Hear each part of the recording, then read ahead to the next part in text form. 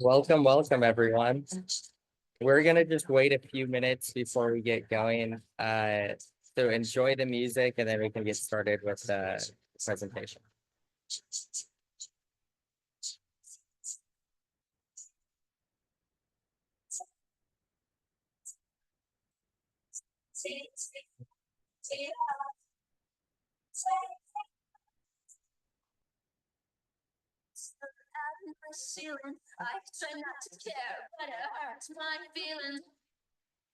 Okay, sweet. Well, welcome everyone. We're really excited to do this event tonight, landing your tech internship. We have an incredible panel of panelists. We're just gonna jump right in. We know that people will be trickling in over the next few minutes, so we may repeat some things we talk about at the start, at the end of the meeting. So I guess first things first, if you've not already signed up for Leland, you can sign up here and then you'll be notified about upcoming events like this, as well as all of our other offerings like one-on-one coaching, boot camps, content, etc. So a quick agenda of what we'll be doing. So we'll start off with some introductions, then we'll jump right into the panel, which will be the vast majority, and then we'll just wrap things up with the final word at the end. So starting off with the welcome introduction. So I'm Mike. I'll be hosting the event tonight. I do product here at Leland. We also have two other Leland team members. They will be dropping things in the chat. You may have already seen some messages from Amanda.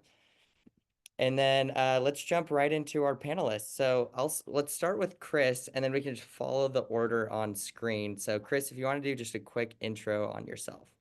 Yeah, for sure. Hi, everybody. I am currently a business operations manager at LinkedIn. I've been here for about 4 years now, and prior to that, did a couple years in consulting.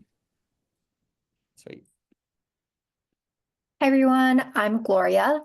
I am a current program manager at Google, focused on M&A and strategic transactions on the business side, and previously worked in the private equity business at Blackstone in between my two roles at Google. Google was my first job out of college as well. And at the company, I've interviewed many internship candidates and also full-time hires, but never interned at the company myself. We'll pass it over to Evan. Nice to meet everyone. My name is Evan. I am calling from San Francisco, California. Currently an associate product manager at Visa, so have gone through the APM cycle. I know that's kind of a mysterious process, but something that I'd love to help people through. And then previously was on the Visa crypto team, so working on some of our strategic initiatives, and generally just a big fan of tech. Have had a lot of time in startups, and happy to talk about anything tech or startups related. Right. Hey everyone, I'm Tung. I'm a software engineer at LinkedIn, focused in machine learning right now. And I have had some internship experience at Meta, Tesla, and also NASDAQ, and also interned at LinkedIn before. So yeah, happy to meet everyone here today. Sweet, thanks, Tung. So as you can see, we have a very wide range of experience here, both in the types of companies and the types of roles. We'll be talking about both of those today. So now we want to hear about you. So drop in the chat, where are you calling from? And then is there like a dream company that you'd love to work at? You can also add if there's like a dream role that you would be interested in.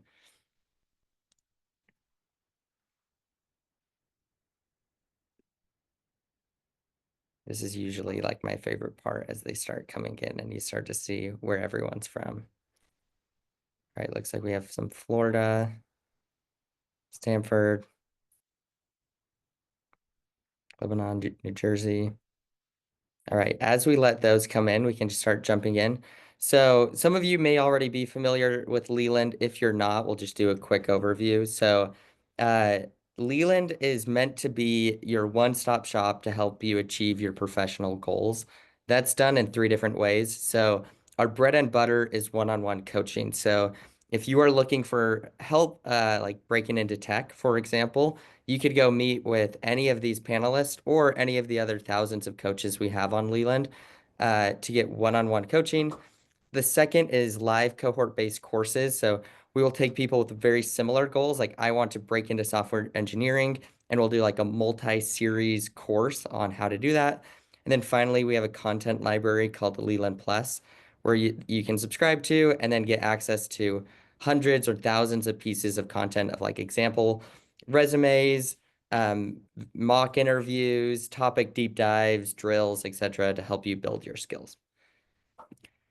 And then I guess very last thing I'll call out there is we're about to launch or have recently launched a bunch of different boot camps that relate to people interested in tech. Here are some of them. So we had our product management boot camp start yesterday. The rest of them are about to start. And how this works is, like I mentioned, we will stitch together a bunch of the common things. So if this were breaking into software engineering, we'll do like 8 to 12 sessions related to like nailing the interview, behavioral interviews, case interviews, technical interviews, etc., to make sure you're prepared for every step of the recruiting process. And I believe there is a discount code to anyone who attends tonight, where if you use panel 400, you'd get $400 off the bootcamp. So go ahead and check that out. We'll have a link at the end for you to access this as well. Okay, well, let's get jumping, or let's jump right into it then. So, I want to get started with the panel, and we'll ask all the panelists this question as well. After that, we'll kind of jump around, maybe asking one or two per question. So, Gloria, you're the first on my screen, so let's start with you. Tell us about your journey breaking into tech.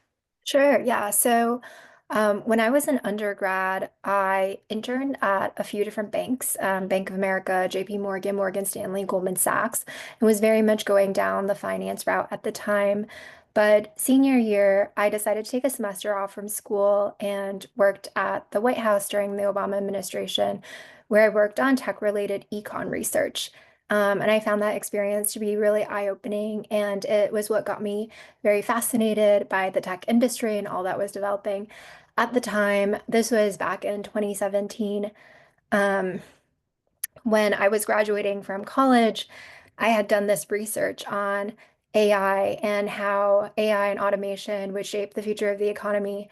And with that, pivoted into tech for my first job out of undergrad. So I joined Google as part of a rotational program, and that's how I initially broke into tech. Great.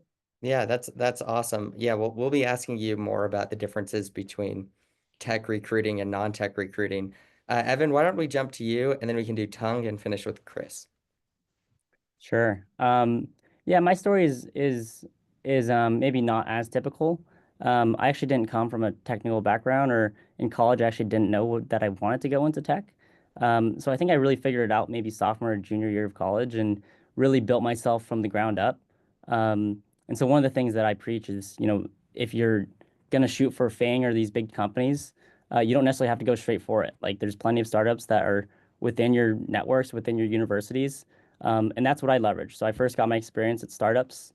I just started learning about technology from the ground up. Crypto was really hot that summer, so I got into it. I think being passionate about a topic is really important. And so crypto was something I was passionate about. The Visa crypto team saw that, gave me a chance, and here I am. So I think that's a big thing to do. Great, I love that.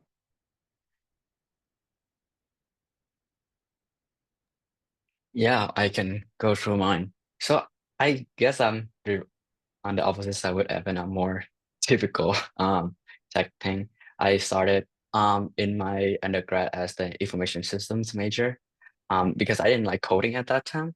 But my school has a co-op program, and I did my first internship in my home country in Vietnam, and it was a software engineer position, and I liked it. Like I like coding, I like programming, so I switched to computer science. And I joined some nonprofit organization where I worked at the software developer and also program manager, project manager. And yeah, I think I evolved from that. I I did some more internship in some fintech company and social media company. And yeah, now I'm here at LinkedIn as the software engineer.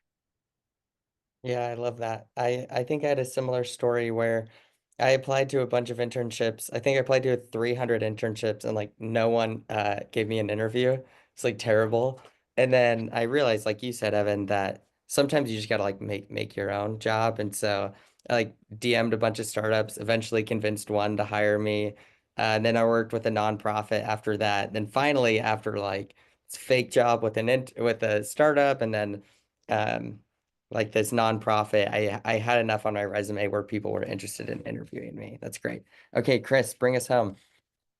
All right. So undergrad, I studied finance and computer science, and at the time didn't really know what I wanted to do. I knew the things that I liked to do, but not necessarily like how to take on those tasks in the workforce. And so I started at as generalist of a role as I could come up with in management consulting, and did that for a few years and really liked the day-to-day tasks that I had hoped for. So I liked the analytics, I liked the strategy. I just didn't really care for a lot of the clients, the projects, the like turnaround time that you have in consulting generally. And so at that point, I was looking for roles that kept those same tasks that I really enjoyed doing, but just doing it at a different company that I was more excited about the work I was doing and also being able to see it through execution.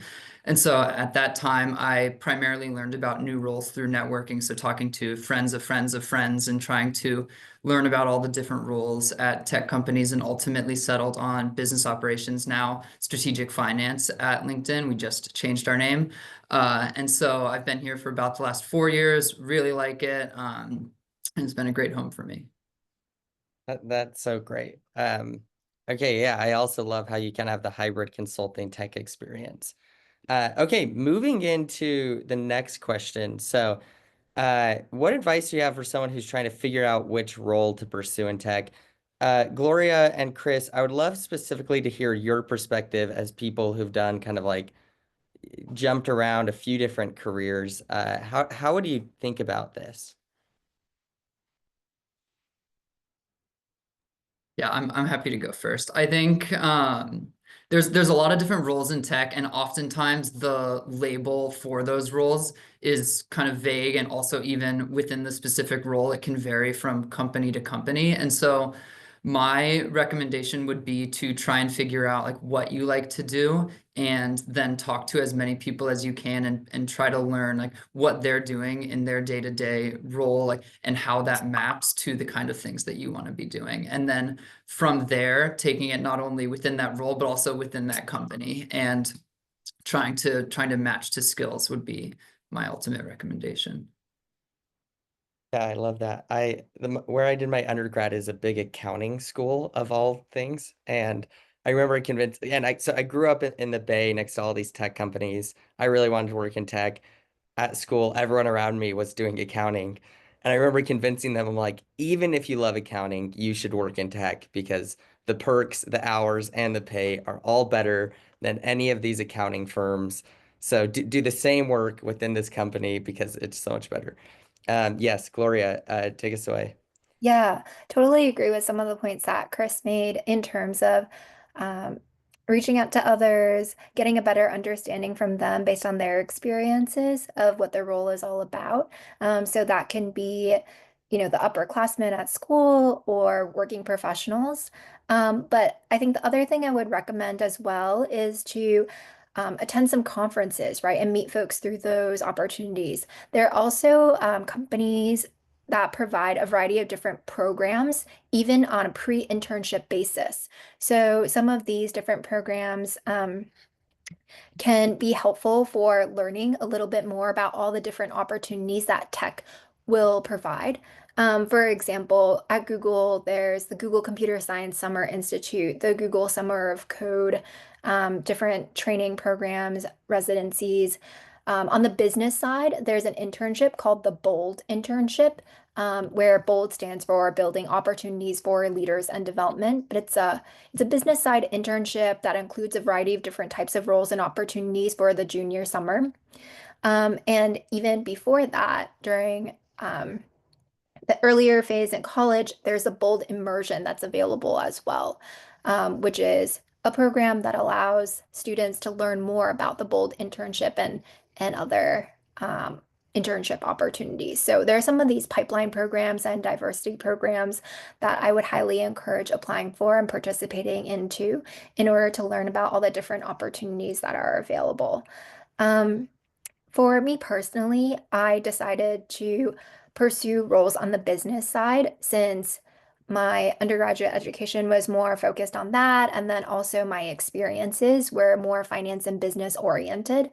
Um, and I'm definitely not as technically savvy as some others here probably are. And so by process of elimination too, I kind of decided on that for myself. But depending on your skill set and the opportunities that are available at a given time, I would encourage kind of aligning those and going that route. Yeah, that's so good. Thanks for sharing. One thing I'll call out before we move on, if there's any specific things you want to talk about, feel free to DM me and we can like add those questions potentially. I will say, sometimes people will DM me like these really personal questions of, should I attend this specific master's program? And like obviously that's a valid question, but probably not one we're going to discuss in front of like 170 people. Highly recommend reaching out to coaches one-on-one to talk through some of those more personal decisions. Okay, let's jump forward. Uh, Evan Tung, why don't you take a or start here? So, in your specific roles within tech, what are the most important skills and experiences that recruiters look for when reviewing resumes and cover letters? Yeah, Chris kind of touched on it, and um, I feel like being very genuine in what you're applying to is makes a big deal. In specific with Visa, most people actually don't know what Visa does. Most people will say Visa is a credit card company, and we're not a credit card company. We don't issue any credit cards. Banks issue credit cards. We are purely just the financial infrastructure behind it. And so there's very simple things that can trip up people in interviews, where if you get that wrong, then I mean the recruiter is going to look at you a little sideways. So make sure that like you do the research on the company. Go like 2, 3 layers deep, maybe even 4 if like how much you want it. Um, yeah, and learn about, what would you do as a product manager from a product management perspective if that's what you're recruiting for. Is there a product that maybe in Visa's portfolio might need revamp? What would you do to revamp it? What steps, what people need to be involved for this revamp? And then like the recruiter's gonna be looking for, does this person have a good sense of the timeline? Like, do they know how much resources is gonna go into this? And do they have kind of the intuition to make it happen?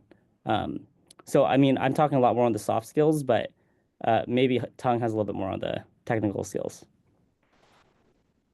Yeah, that's so good. I love the understanding what the company does. Like you don't need to be like perfectly technical, but you do need to understand like how does your company make money? I think that's so important as well as all of the like related soft skills.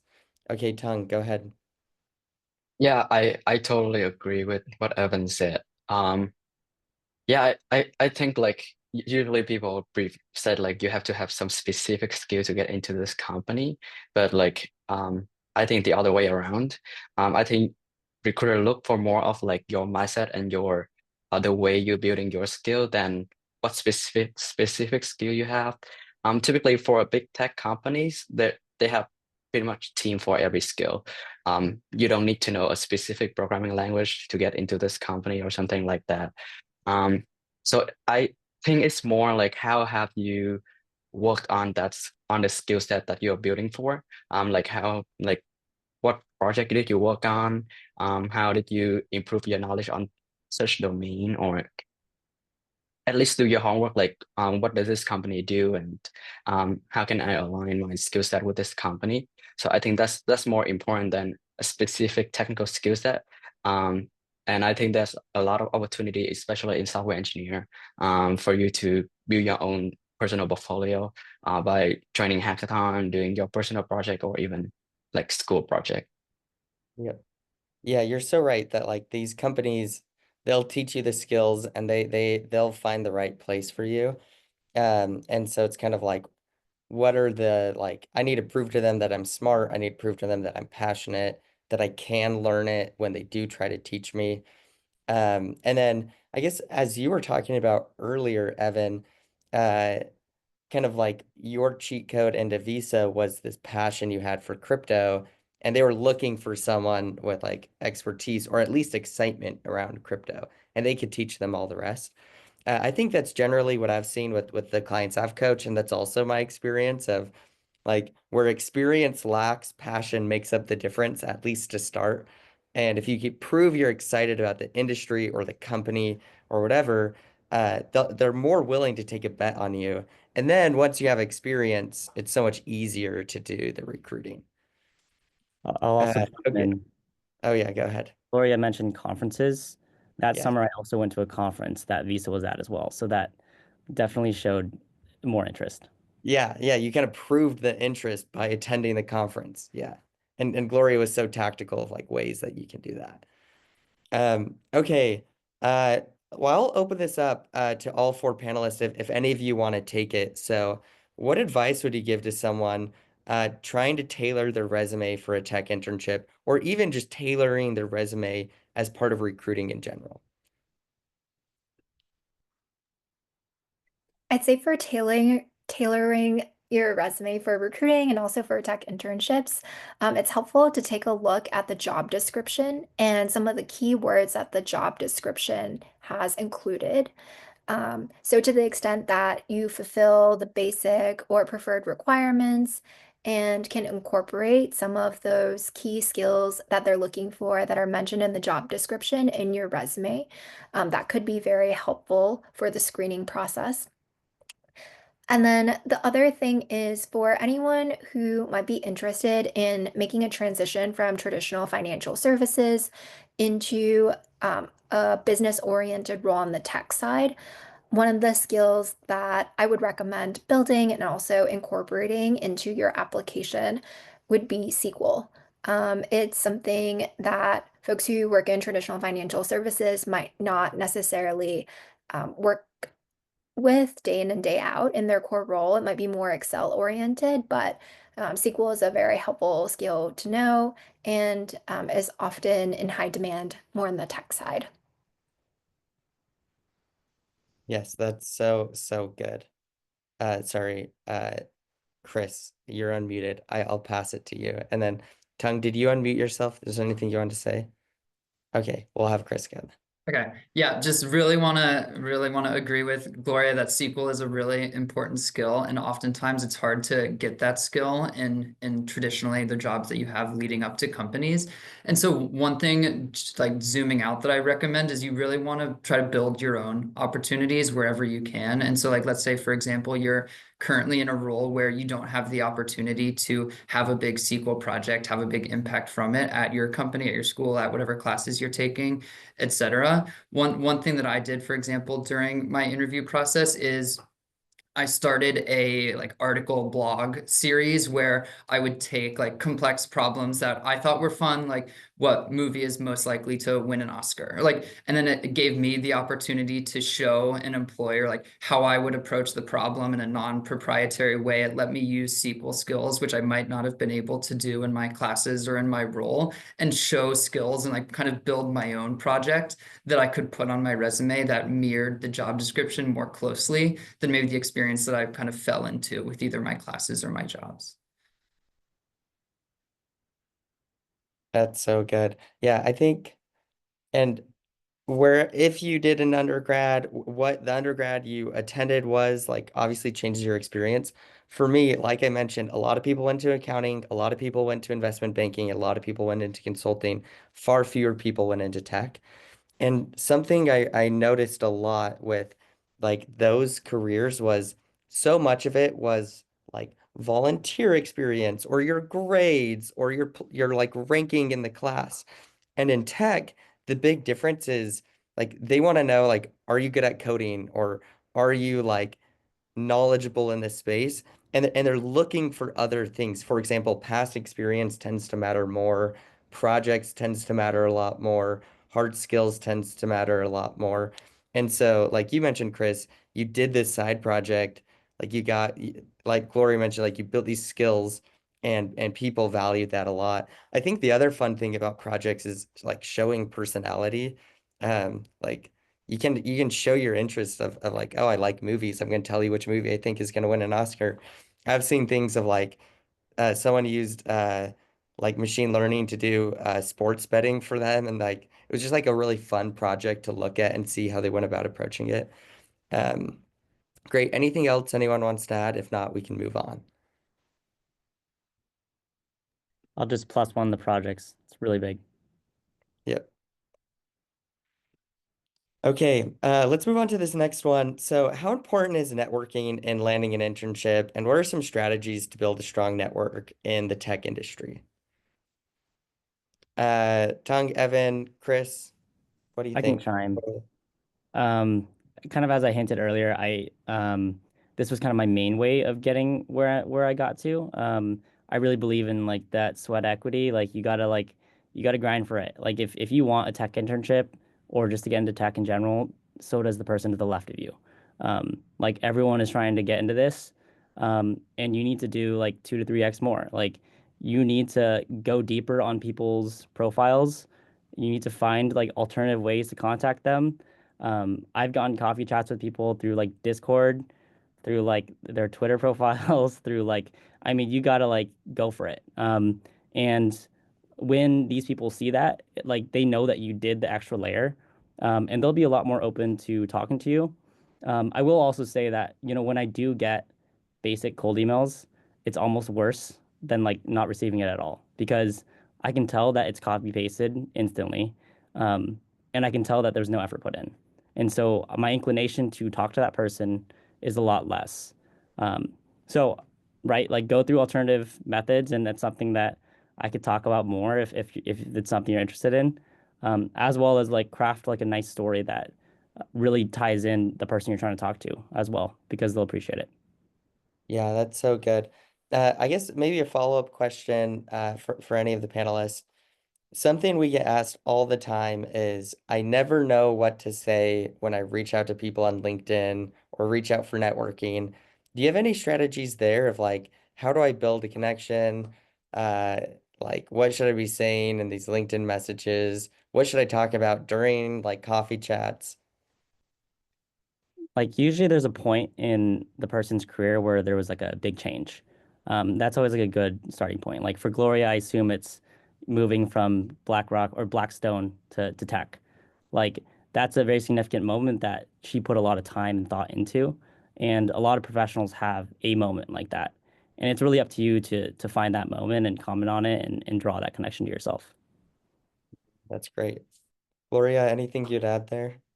Yeah, and also draw on common connections, right? If the person that you're reaching out to is from your alma mater, you can talk about things at school these days or how it's been as an alum, how they might still be involved and engaged.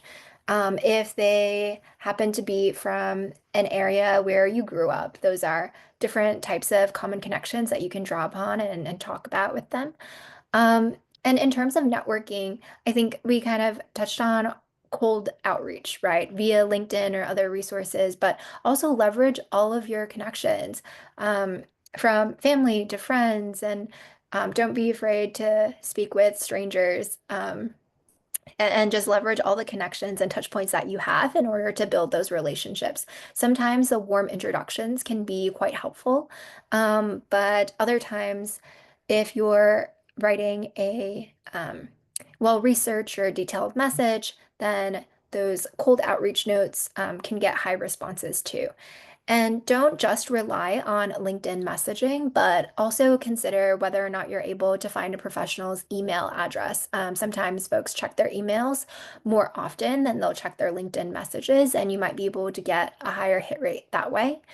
And then the other thing is maintain those relationships by um, kind of keeping tabs on folks, right? If they tell you about an important milestone coming up or something along those lines, if you see a LinkedIn connection getting promoted, you can congratulate them, and kind of continue to keep in touch that way. I think the holidays and the new year is always a great time to kind of refresh that relationship with your connections, and to maintain them. And think about it as something that you're building for the long term. So, it's not like a connection that you make today will necessarily help you with the immediate next role that you're looking for, but perhaps a year or even 5 years down the line, they can be helpful for something else later on, right? So nurture those relationships too. And where I think networking is really important in applying to roles within tech, but even beyond, is the referrals too. So once you build those relationships, you can often ask folks for referrals to companies that they're currently working at. And sometimes those referrals will help you get interviews faster, or into the process at all. And that can lead to success in terms of the job search. Yeah, that's so good. I think if you don't already know this, it's really important to understand. AI has made so it is like incredibly easy to apply to an insane number of companies. Therefore, recruiters are relying more on interviews or referrals than they have ever uh, like relied in the past. And so, like Gloria mentioned, being very thoughtful about connecting with people and getting the referrals is everything. Maybe just like one other quick note I'll add, and then we can jump to the next question. I have a friend who they like reached out to a bunch of people on LinkedIn, had, the normal like 15-minute coffee chat call, but wanted a little more than that. So they planned a trip to fly to San Francisco, and then they just planned it. So like all they were doing all day for like 3 days was just meeting up with everyone that they had ever reached out to in person. And so they toured a bunch of different offices, and then they like got referrals at a bunch of companies. This was probably 10 years ago when Uber was just like at its peak of becoming a big company. And someone ended up like making up an internship for them and brought them on their team when at the time Uber didn't really have a internship program, because they were willing to like go the extra mile, fly out there, deepen this referral or deepen this connection. And so I guess like Evan had said earlier, like you just got to put the sweat equity in sometimes, like really making it happen. Okay, let's jump to the next question. Tung, I wanna talk about, or I want to hear your perspective here. Walk us through for you, like in software engineering, a typical interview process for receiving internships. And then Chris, I would love to hear your perspective as well on like what was your experience interviewing?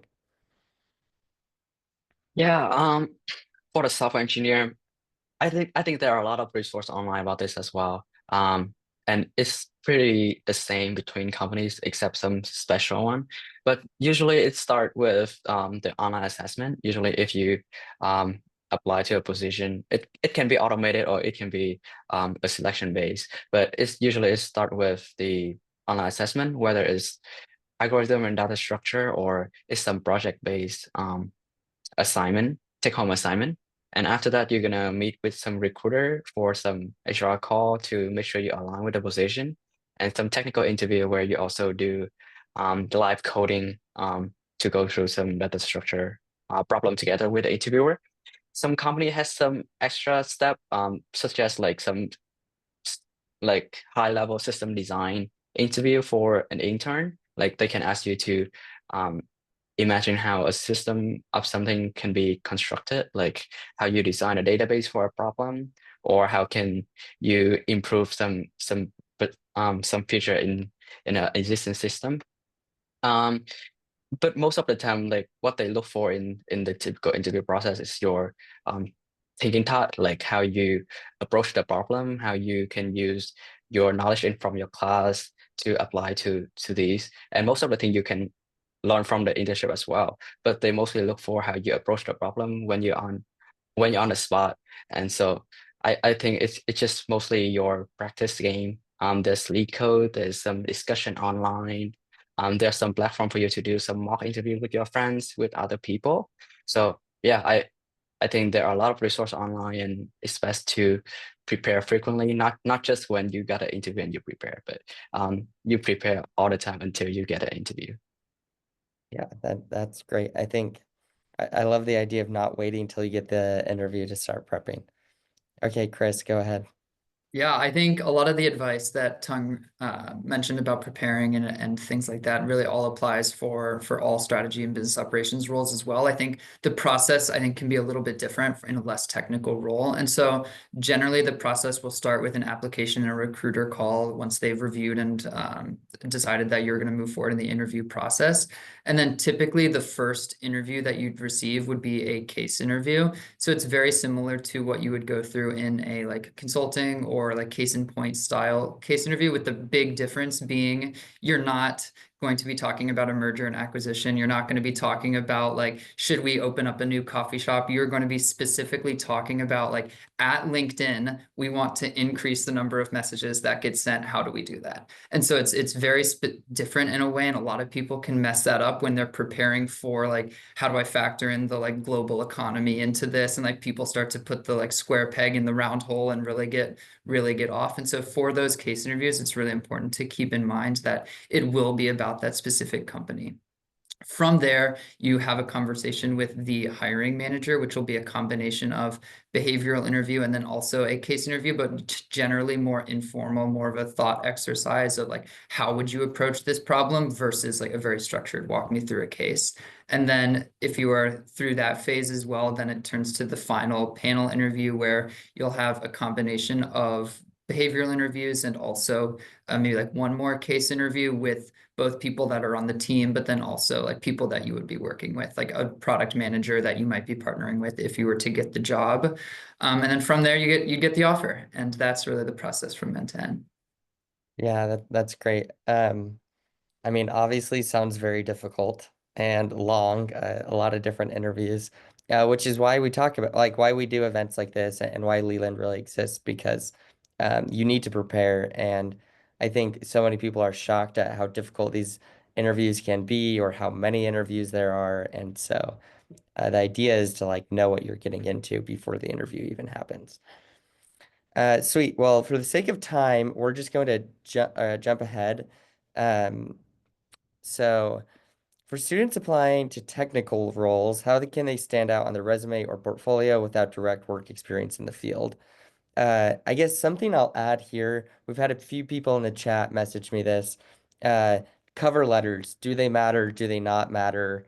I guess I'll open it up. I know Gloria, Chris, you guys have more of a finance background, but I would also consider that technical. So if you have, I guess I'll open up if any of you have thoughts here.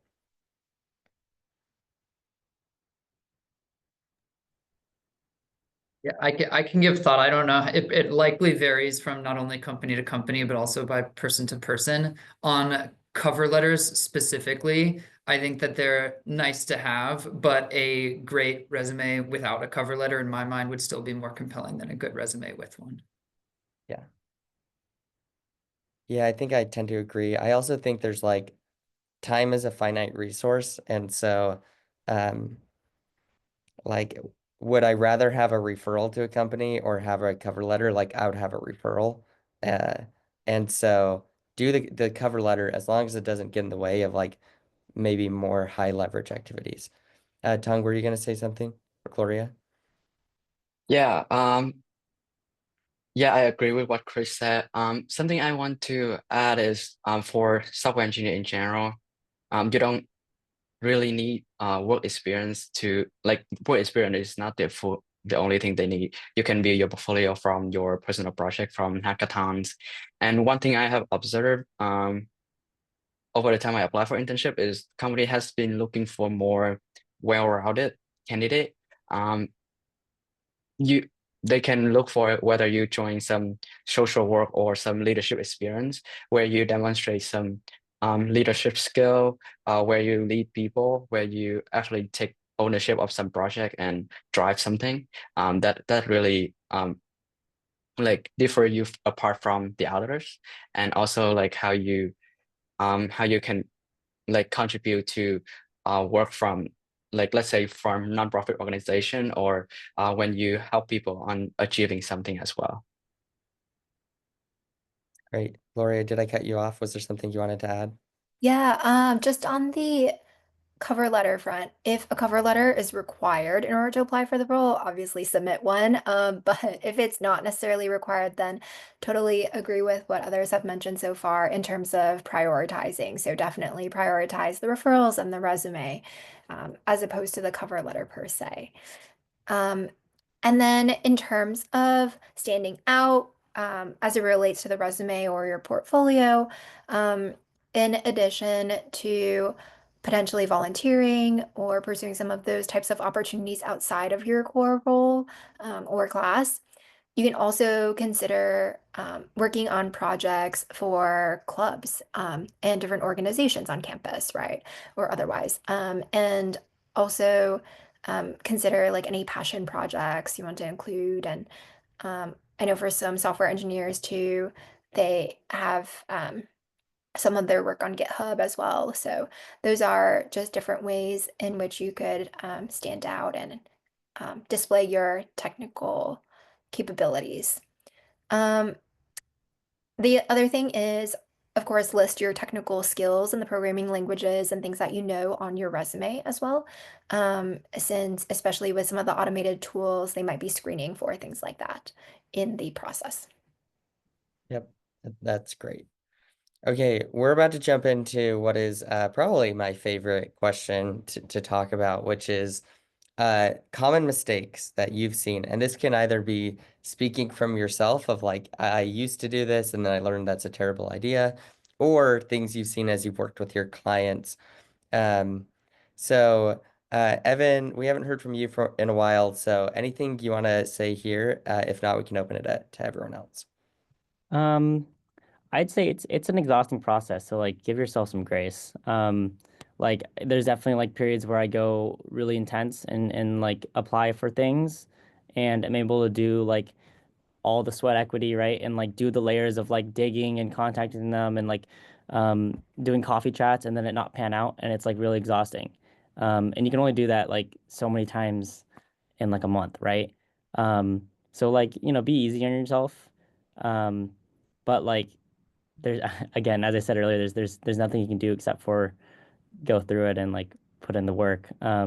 So like don't burn yourself out in the process and like pace yourself. So I guess the thing would be like start early. Yep, yep, it can be brutal.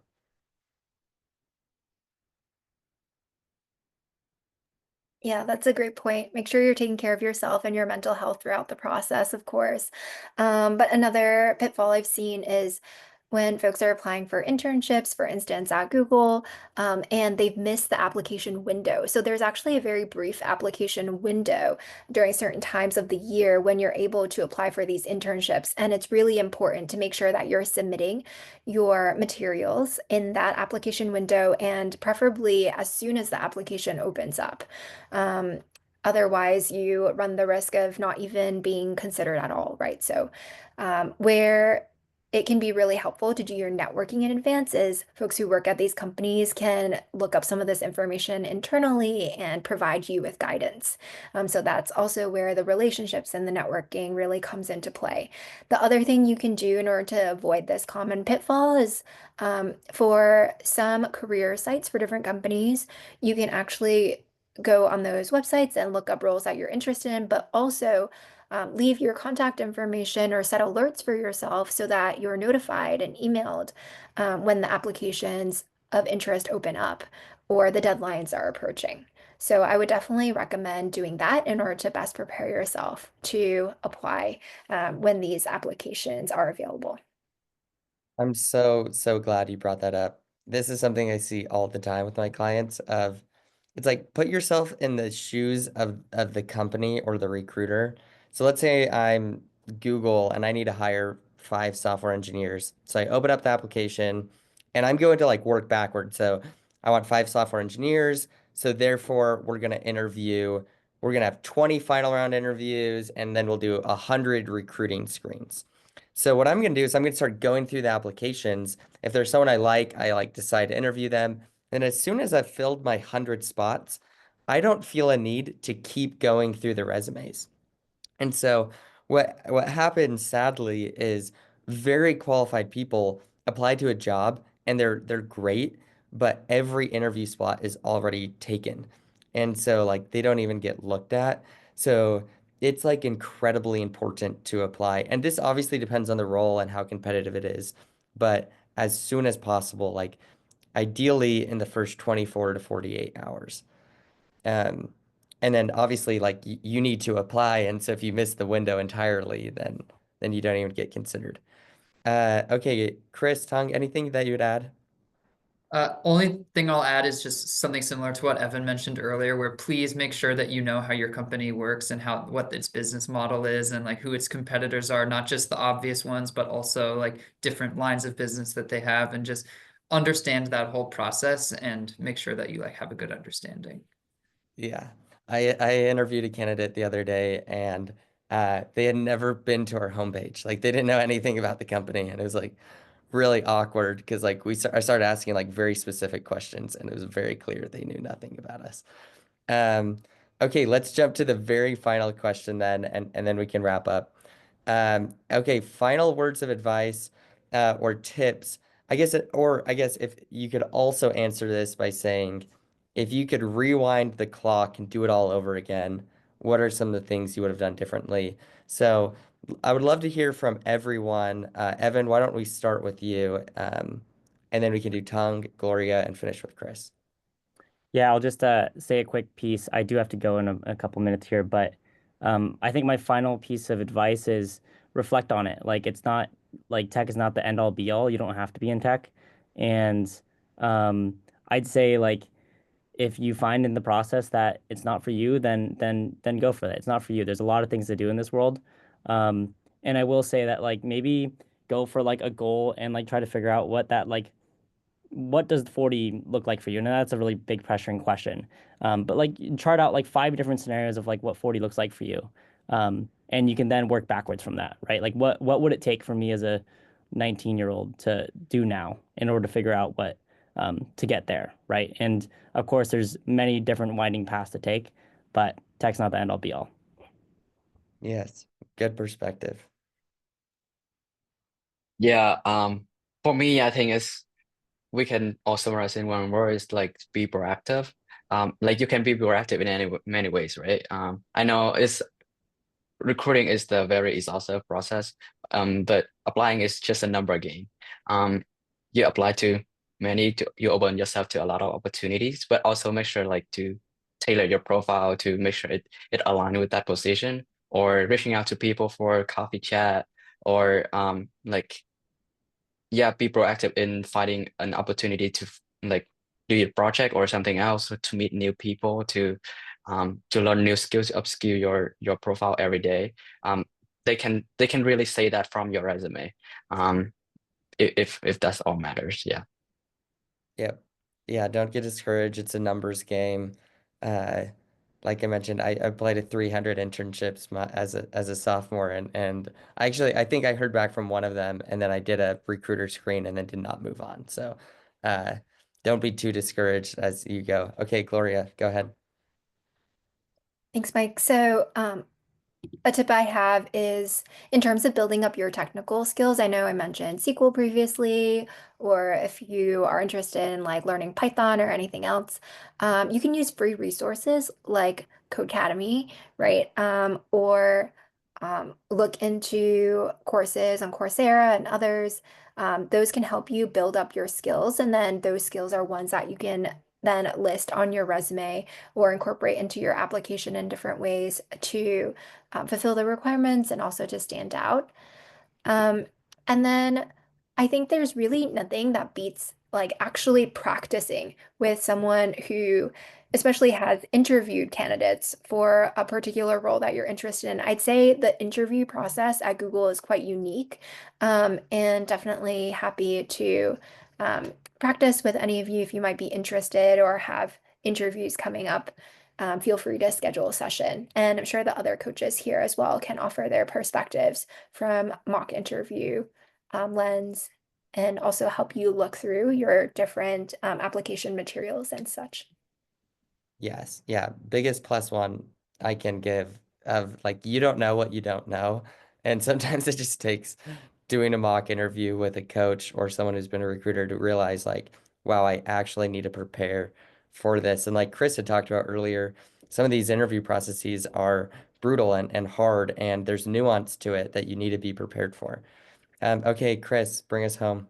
Yeah, I think Evan, Tung, and Gloria added most what I would say at this point. I think the only thing I'd really add is just make sure you do the research prior to the recruiting process as well to make sure that you're applying for really the role that you want, versus just picking whatever one is popular. And so really think about what skills you have, what skills you want, and then find the role that has that. And if you don't have those skills now, but you still want to work in that role, then figure out a way to get them, whether that's a personal project, whether you start in consulting and then go to tech and take that intermediate step. But in either case, like make sure that you're going to the right role and getting the skills to get there.